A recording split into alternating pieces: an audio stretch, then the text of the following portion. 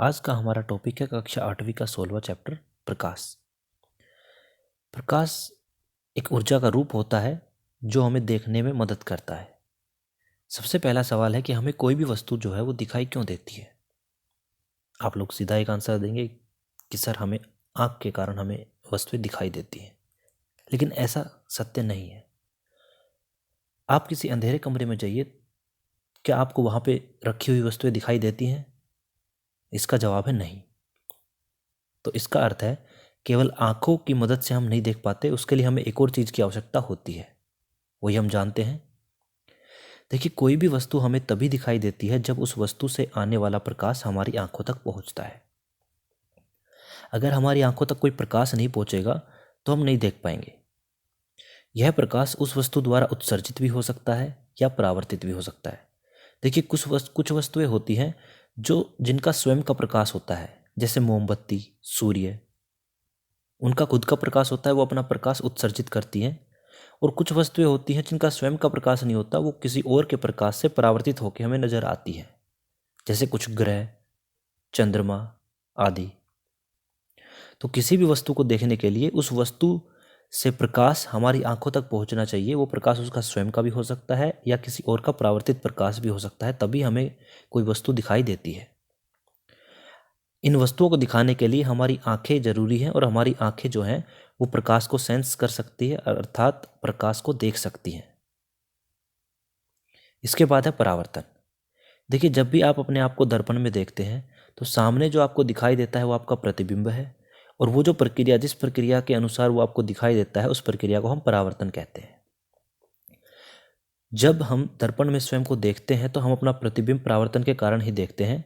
परावर्तन को समझने के लिए हम एक लेजर लाइट ले सकते हैं और उसको दर्पण पे अगर डालेंगे तो उसकी किरण टकराने के बाद अपना रास्ता बदल लेती है। इस प्रक्रिया का नाम परावर्तन है। आइए परावर्तन को और अच्छे से समझते हैं और परावर्तन के नियमों को जानते हैं। देखिए, इस डायग्राम में जो हमने ये वाली चीज़ है, एक सीधी लाइन खींच के उसके ऊपर छोटे छोटे डैश डैश डैश लगाए हैं, ये एक दर्पण को दिखाता है। ये दर्पण है। एक किरण जो है जो इस दर्पण की ओर आ रही है तीर के निशान से, इस किरण का नाम आपतित किरण है। और टकराने के बाद जो किरण चली जाती है, जो बाहर की ओर एरो है, उसको हम परावर्तित किरण कहते हैं। अगर हम दर्पण पर 90 डिग्री का कोण खींचें, जैसा कि इसमें खींचा हुआ है, उसका नाम अभिलंब होता है। वहीं आपतित किरण और अभिलंब के बीच जो कोण है, इसको हमने आई से दिखाया है, इसको आपतन कोण कहा जाता है। वहीं परावर्तित किरण और अभिलंब के बीच जो कोण है उसको परावर्तन कोण कहा जाता है।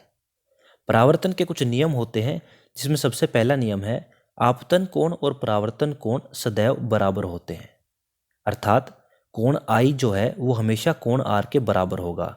इसका मतलब ये हुआ, अगर कोण आई की वैल्यू 30 डिग्री है तो कोण आर की वैल्यू भी 30 डिग्री ही होगी। ये परावर्तन का पहला नियम है।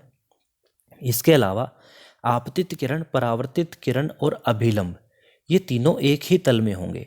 जैसे कि आपको स्क्रीन पे दिख रहा है, ये तीनों की तीनों लाइनें, ये हमारी आपतित किरण है, ये हमारी परावर्तित किरण है और ये अभिलंब है। ये तीनों के तीनों इसी स्क्रीन के तल में है। इनको कहते हैं कि ये एक ही तल में है। ठीक है, ये दोनों के दोनों परावर्तन के नियम हैं। इसके बाद है समतल दर्पण द्वारा परावर्तन। देखिए, आपने पिछली क्लास में पढ़ा है कि समतल दर्पण से जो परावर्तन होता है तो प्रतिबिंब हमेशा सीधा बनता है। जैसा कि आप अपने आप को देखते हैं स्क्रीन पे, मतलब दर्पण में, तो आप जैसे खड़े हो वैसा ही आपका प्रतिबिंब दिखाई देता है। साथ में उसका साइज, जितने बड़े आप हो उतना ही बड़ा आपको प्रतिबिंब दिखाई देता है, अर्थात उनका साइज समान होता है।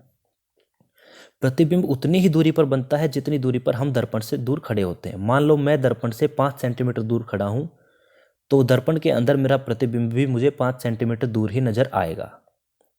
तीसरा, प्रतिबिंब में पार्श्व परिवर्तन होता है, अर्थात हमारा दायां भाग जो है वो हमें बायां दिखाई देता है और बायां भाग जो है वो दायां दिखाई देता है। इसको समझने के लिए आप अपने आप को जब दर्पण के सामने खड़े करें तो आप अपना बायां हाथ उठाइए। आप दर्पण में देखेंगे कि जो दर्पण में प्रतिबिंब दिख रहा है उसका बाएं की बजाय दायां हाथ उठा हुआ दिखाई दे रहा है। जब आप अपना दायां हाथ उठाएंगे तो दर्पण का बायां हाथ दिखेगा।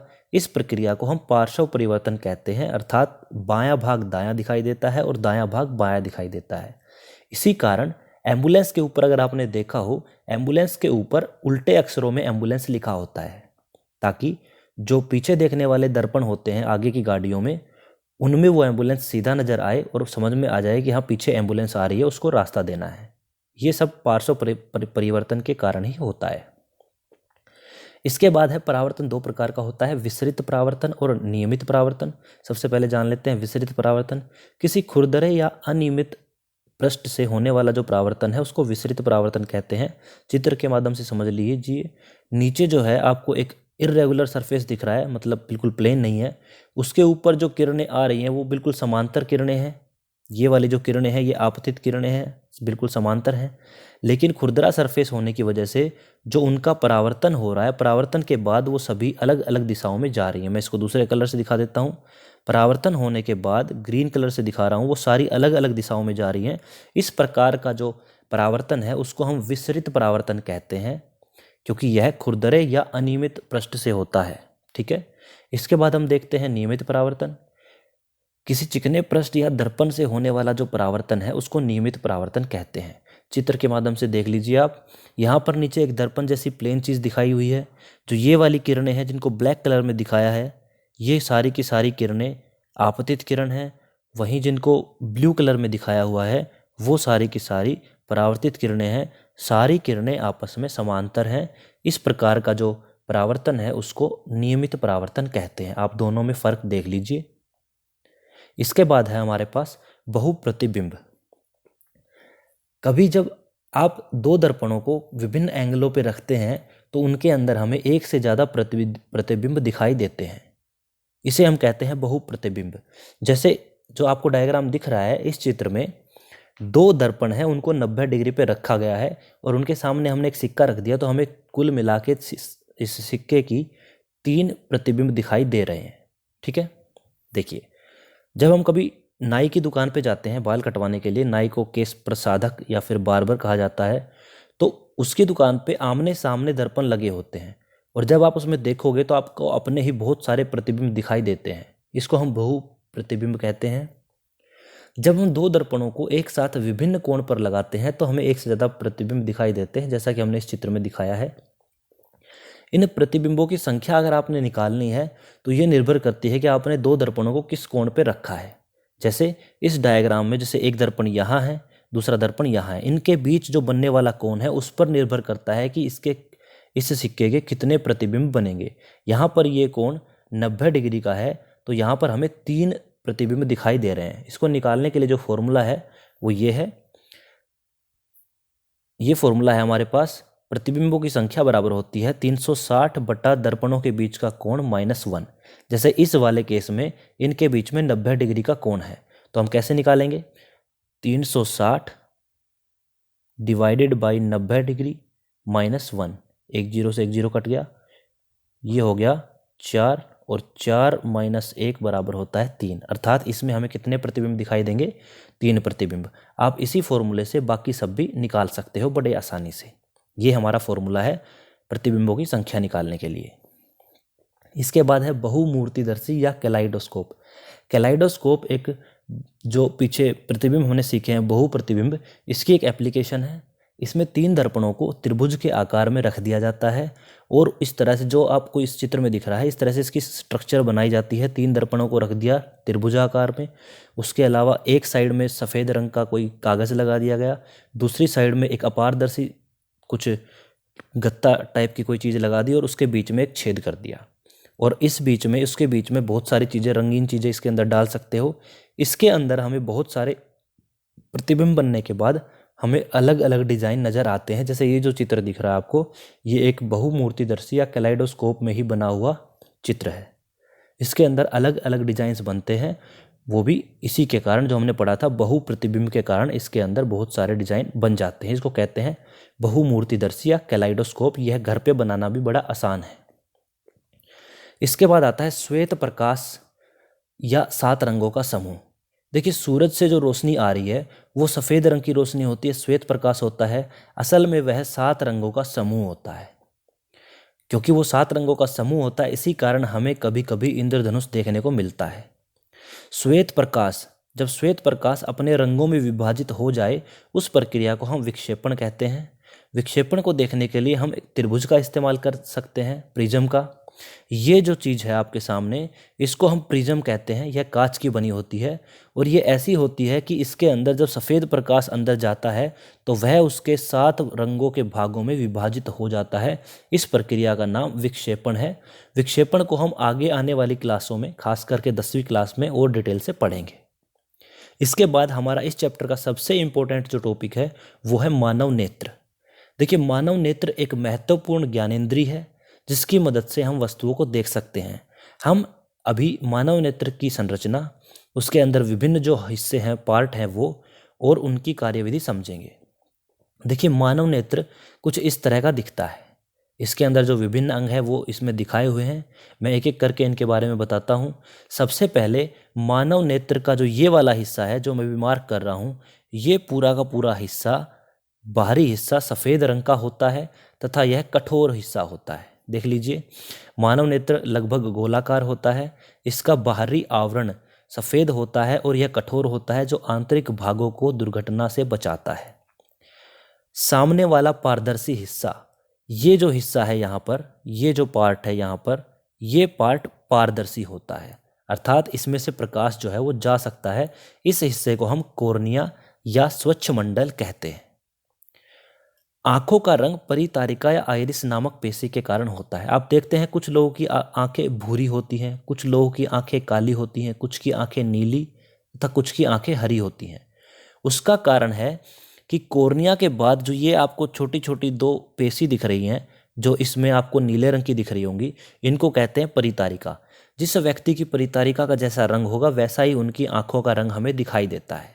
इसको हम परितारिका कहते हैं। ठीक है। इसके बाद जिस रास्ते प्रकाश आंख के अंदर जाता है उसे हम पुतली कहते हैं।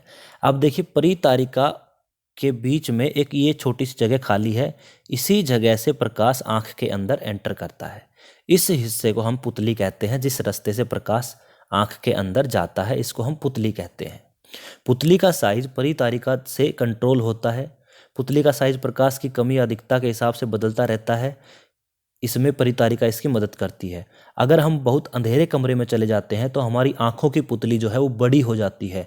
बड़ी होने का कारण ये है कि जो ये परितारिका हैं ये थोड़ा सा ओपन हो जाती हैं दोनों तरफ, जिसकी वजह से पुतली का साइज बढ़ जाता है और ज़्यादा प्रकाश हमारी आंखों में जा सकता है। वहीं जब हम एकदम से अंधेरे से धूप में जाते हैं तब परितारिका का साइज़ घट जाता है, अर्थात वो अपना साइज़ सिकोड़ लेती है और पुतली का साइज़ जो है वो कम हो जाता है। तो पुतली का साइज़ घटना या बढ़ना परितारिका के हाथ में होता है और यह प्रकाश की तेज़ी और कमी के हिसाब से घटता बढ़ता रहता है। पुतली के सामने एक प्राकृतिक उत्तल लेंस लगा होता है।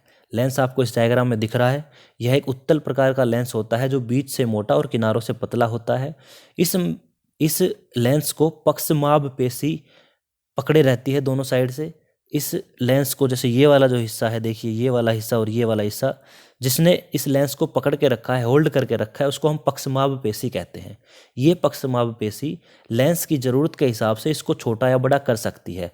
अर्थात कभी ये लेंस कुछ इस तरह का होगा, कभी ये लेंस पतला भी हो सकता है। इसको पतला या मोटा करने में पक्षमाभ पेशी का रोल होता है। वो निर्भर करता है कि हम दूर की वस्तु देख रहे हैं या पास की वस्तु। लेंस का साइज घटाने बढ़ाने में पक्षमाभ पेशी का अहम रोल है। इसके बाद है लेंस प्रकाश की किरण को नेत्र के पीछे की एक परत पर केंद्रित करता है। देखिए, लेंस से जो प्रकाश जाएगा, मान लो ये प्रकाश की एक किरण गई, ये प्रकाश की दूसरी किरण गई, ये एक पीछे जो पर्दा है यहाँ पर, ये जो हिस्सा है अंदर का हिस्सा, ये इस पर्दे पर इस प्रकाश को केंद्रित करते हैं। तभी यहाँ पर इस पर्दे पर ही प्रतिबिंब बनता है। इस पर्दे को हम रेटिना या दृष्टिपटल कहते हैं। रेटिना में अनेक प्रकाश संवेदी तंत्रिका कोशिकाएं होती हैं। रेटिना जो पर्दा है आंख का, जिसको हम दृष्टिपटल भी कहते हैं, उसके अंदर बहुत सारी तंत्रिकाएं कोशिकाएं होती हैं जो प्रकाश के प्रति संवेदी हैं। अर्थात जैसे उसके ऊपर प्रकाश पड़ेगा वो एकदम से एक्टिव हो जाती हैं। ये तंत्रिका प्रकाश के विद्युत सिग्नल लेकर मस्तिष्क तक जाती हैं। अर्थात जब इनके ऊपर प्रकाश पड़ता है तो वो उनको विद्युत सिग्नल में कन्वर्ट करके हमारे माइंड तक पहुंचाती हैं और माइंड उनको देख के पहचान लेता है कि हमारे सामने क्या वस्तु है। इस तरह से हम किसी वस्तु को देख पाते हैं। ये जो रेटिना पर जो तंत्रिका कोशिकाएं हैं ये दो प्रकार की होती हैं। पहला है शंकु। शंकु ये तीव्र प्रकाश के लिए सुग्राही होती है और रंगों की सूचना भी भेजती हैं। शंकु कोशिकाएं जो हैं वो ज़्यादा लाइट जो आती है उसको सेंस कर पाती हैं बहुत अच्छे से, और उसके साथ साथ जो हम रंगीन चीज़ों को देख पाते हैं, हमें हर चीज़ का रंग दिखाई देता है कि कोई चीज़ लाल है, कोई चीज़ हरी है, कोई चीज़ नीली है, वो भी शंकु कोशिकाओं की वजह से ही हो पाता है। अगर किसी प्राणी की आंखों में शंकु कोशिकाएं ना हो या शंकु कोशिकाएं बहुत कम हो तो उनको रंगीन चीज़ें नहीं दिखाई देगी, उनको सब कुछ ब्लैक एंड वाइट दिखाई देगा। तो रंगों को देखने में और ज़्यादा तेज रोशनी को देखने के लिए शंकु कोशिकाएं होती हैं। वहीं दूसरी कोशिकाएं होती है शलाकाएं। शलाकाएं जो है वो मंद प्रकाश को देख पाती है, मंद प्रकाश के लिए बहुत ज़्यादा सुग्राही होती है, उनको बहुत अच्छे से देख पाती हैं, उनको हम कहते हैं शलाकाएं। अगर आपको याद है, उल्लू नाम का जो जानवर है वो रात के समय देख पाता है, दिन के समय नहीं देख पाता है। इसका कारण यही है, उल्लू की आंखों में शलाकाओं की संख्या बहुत ज़्यादा होती है, जिसकी वजह से वो मंद प्रकाश में भी देख पाता है। वहीं उसकी आंखों में शंकु कोशिकाएं ना के बराबर होती है, जिसकी वजह से दिन की तेज रोशनी में उसको कुछ भी नज़र नहीं आता। तो इसी तरह से हम शंकु और शलाकाओं का फंक्शन समझ सकते हैं। मैं दोबारा से बता देता हूँ, ये जरूरी भी है। शंकु कोशिकाएं तेज प्रकाश को देख पाती हैं और यह रंगों को भी देख सकती हैं, और जो शलाकाएं हैं वो केवल मंद प्रकाश, जो धीमा प्रकाश है, उसको सेंस कर पाती हैं, तेज प्रकाश को सेंस नहीं कर पाती हैं। रेटिना पर एक पॉइंट ऐसा भी होता है जहाँ पर कोई भी तंत्रिका नहीं पाई जाती, उस पॉइंट को हम अंध बिंदु कहते हैं।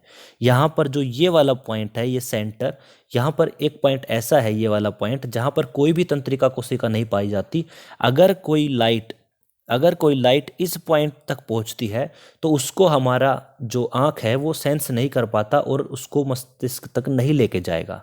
इस बिंदु का नाम अंध बिंदु है, यहाँ पर कोई भी तंत्रिका नहीं पाई जाती। इसके बाद है रेटिना पर जो प्रतिबिंब बनता है उसका प्रभाव कितनी देर रहता है। देखिए, जैसे ही कोई वस्तु हमारे सामने थी और उसको हटा लिया गया, तुरंत उसका जो प्रतिबिंब है वो रेटिना से नहीं हटता है। उसका प्रभाव लगभग रेटिना पर सेकंड के 16वें हिस्से के बराबर वहाँ पर रहता है, मतलब 1/16 सेकंड तक वहाँ पर उसका प्रभाव देखने को मिलता है। अगर हम 1 सेकंड में 16 से अधिक चित्र हमारी आंखों के सामने लेके जाएं, 1 सेकंड में 16 से ज़्यादा चित्र अगर हम लेके जाएं तो वो फोटो हमें फोटो ना लग के वीडियो की तरह दिखेगा। और जो हम वीडियो देखते हैं उसमें इसी तकनीक का इस्तेमाल किया जाता है। हम जो वीडियो देखते हैं हम जो वीडियो देखते हैं उन वीडियोस में 1 सेकंड में लगभग 24 चित्रों को हमारी आंखों के सामने से गुजारा जाता है। इसी वजह से वो हमें चलचित्र जैसा दिखाई देता है, अर्थात वीडियो दिखाई देता है, फोटो की तरह दिखाई नहीं देता है। इसके बाद है कुछ जंतुओं के नेत्र, जैसे अभी हमने जिक्र किया था उल्लू। उल्लू को रात में ज़्यादा दिखाई देता है और अच्छे से दिखाई देता है, लेकिन दिन में उसको दिखाई नहीं देता है। उसका कारण है, सबसे पहला आप ये देखिए, उल्लू की जो आंखें हैं उनका जो ये गोल काले वाला हिस्सा है बहुत बड़ा है, अर्थात उल्लू की पुतली जो है वो बड़ी होती है जिससे से ज़्यादा रोशनी उसके अंदर जा सके। और दूसरा कारण है, उल्लू की आंखों में जो शलाकाएं कोशिका थी, जो अभी हमने बताया था, शलाकाएं कोशिका बहुत अधिक होती हैं, शंकु कोशिकाएं बहुत कम होती हैं। इसी कारण से उल्लू को रात में ज़्यादा दिखाई देता है और दिन में इसको दिखाई नहीं देता है। इसके अलावा देखिए, प्रकृति ने बहुत सारे जानवरों को या हर जानवर को उनकी ज़रूरत के हिसाब से आंखें दी हैं। पहले चित्र में आप देख रहे हैं एक केकड़े की आंखें। एक केकड़े की आंखें इस तरह से होती है कि अपने आसपास, पीछे भी, साइड में भी, हर जगह देख पाती है। उनकी आंखों का डिजाइन इस तरह से होता है, ठीक है। इसकी काफ़ी बड़ी बड़ी आंखें होती हैं जो हमें दिखाई देती हैं। वहीं जो तितली की आंखें हैं वो ऐसा महसूस होता है कि जैसे छोटी छोटी उसके अंदर और भी बहुत सारी आंखें हैं, जैसे कि आपको इसके अंदर दिख रहा है सफ़ेद जो उनकी आंखें, उनके अंदर काले रंग की बहुत सारी डॉट हैं। ये भी इनको चारों तरफ देखने में मदद करती है ताकि इनके जो शिकारी हैं उनसे इनको अलर्ट कर सके। इसके बाद है सामान्य नेत्र एवं उसके दोष।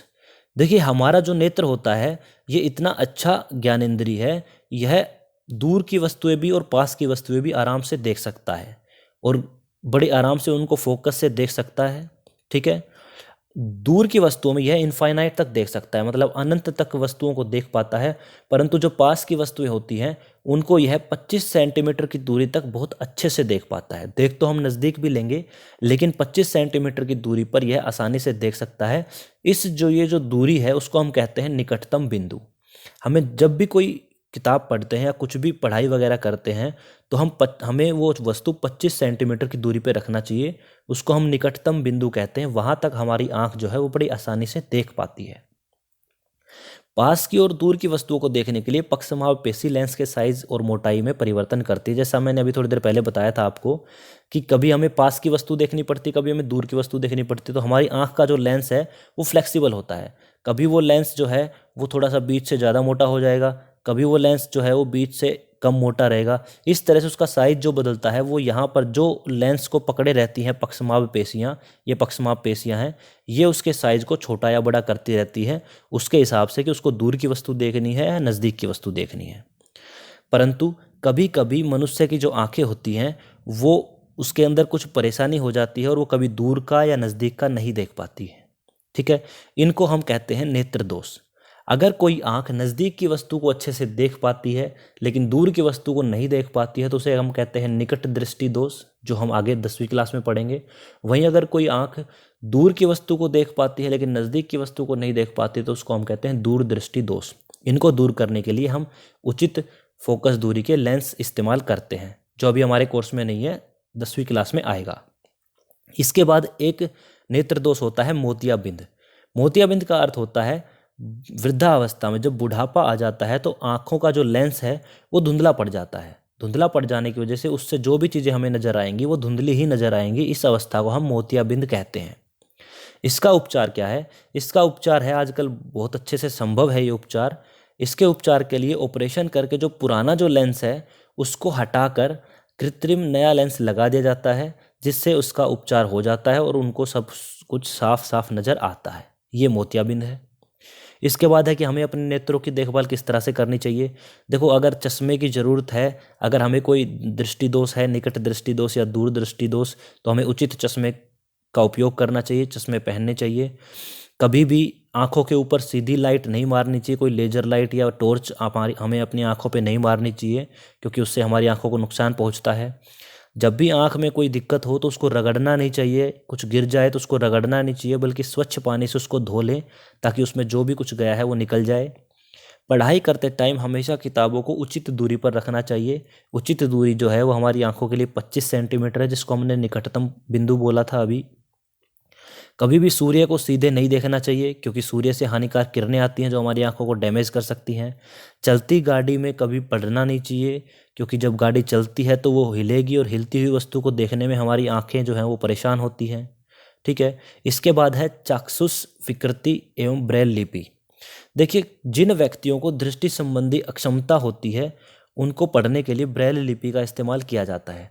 कुछ लोगों को जन्म से ही या कुछ लोगों को किसी दुर्घटनावश जो है आंखों में परेशानी हो जाती है और उनको दिखाई नहीं देता है, उनको हम चाक्षुष विकृति वाले लोग कहते हैं। इनकी पढ़ाई के लिए एक सिस्टम बनाया गया, ब्रेल पद्धति या ब्रेल लिपि कहते हैं। इस पद्धति की खोज लुई ब्रेल ने की थी। इस पद्धति में क्या होता है, विभिन्न अक्षरों को डॉट के माध्यम से दर्शाते हैं और ये डॉट जो है वो कागज़ के ऊपर उभरे हुए होते हैं, जिनको टच करके, जिनको छू करके, महसूस करके उनके बारे में पता लगाया जाता है कि कौन सा अक्षर है और क्या लिखा हुआ है। इस पद्धति का जो विकास है ये लुई ब्रेल ने किया था। वो लुई ब्रेल स्वयं भी बचपन से चाक्षुष विकृति थी उनको, वो नेत्रों से अक्षम थे, उन्होंने इसकी खोज की थी। ठीक है, यह लिपि जो है या यह पद्धति जो भी चाक्षुष विकृति वाले लोग हैं उनको पढ़ने में मदद करती है। आजकल ये जो ब्रेल लिपि की जो शीटें होती हैं जिनको पढ़ने के लिए सिखाया जाता है उनको, वो प्रिंटेड होती हैं। कुछ को हम हाथों से बना सकते हैं और आजकल इनके प्रिंटर्स भी आ गए हैं, या फिर टाइपराइटर से इनको बनाया जाता है। इनके अंदर क्या होता है, सभी अक्षरों के लिए डॉट डॉट से संरचना बनाई गई है, जैसा कि आपको इस चित्र में भी दिखाया गया है। ये पहली संरचना इंग्लिश के लेटर सी के लिए है, दूसरी जो संरचना है वो ए के लिए है, ये जो है वो टी के लिए है। तो इस तरह से उनको ये सिखाया जाता है ताकि वो छू करके इन सब चीज़ों को पढ़ सकें और अपना ज्ञान वृद्धि कर सकें। इस चैप्टर में हमने क्या क्या पढ़ा? हमने सबसे पहले प्रकाश के बारे में जाना, प्रकाश का परावर्तन, विस्तृत और नियमित परावर्तन के बारे में समझा। उसके बाद हमने बहुप्रतिबिंब देखा और बहुमूर्तिदर्शी के बारे में समझा। फिर हमने मानव नेत्र, उसके कार्य तथा उसके दोषों के बारे में जाना, मोतियाबिंद के बारे में समझा और लास्ट में हमने ब्रेल पद्धति के बारे में जाना। यहाँ पर यह चैप्टर समाप्त होता है। अगर आपको ये वीडियो अच्छी लगी हो तो चैनल को सब्सक्राइब करें। सभी का बहुत बहुत धन्यवाद।